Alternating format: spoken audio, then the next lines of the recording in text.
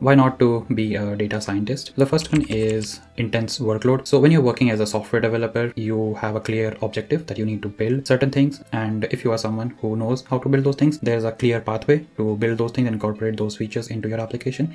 Whereas in data science, it's a lot about exploration and finding things. So sometimes you can go into the wrong path and then you'll have to drag back and then you need to explore something else. So it can take quite a long time to do certain things. So it's going to be very intensive and the workload can be quite a lot. The next point is the technical skills.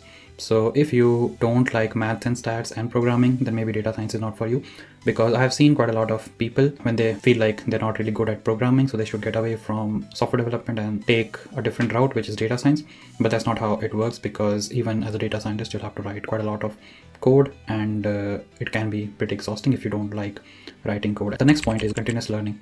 You might know data science moves really fast. Every day there is a new development in the market. So if you're someone who doesn't like continuous learning, then data science is not for you. You will be learning new things every single day. So continuous learning is an integral part of being a data scientist. So now the next point is data cleaning and data preparation. So machine learning, deep learning, Gen AI, they all sound quite fun. But you need to understand that majority of the times you will be dealing with the data, cleaning the data, preparing the data, structuring the data. So you will spend around 70% of the time dealing with the data. So if you are someone who doesn't like doing all those things, then again, data science is not for you. Now, the next point is going to be communication skills are very important, because you will have to share your findings not with just technical stakeholders, but with non-technical stakeholders as well.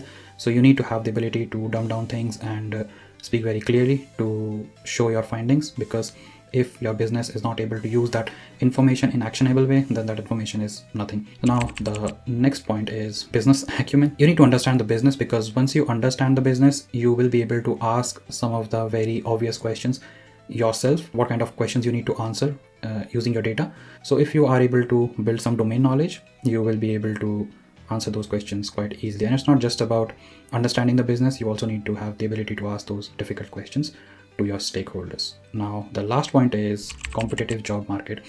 So the job market has become very competitive, because everyone wants to be a data scientist, and a lot of people are there in the job market. And every time I go on LinkedIn and I look for data science roles, and I see how many people have applied to those roles, it's well over 1,000 now. So you see, for one job 1,000 people are applying, so the competition is intense.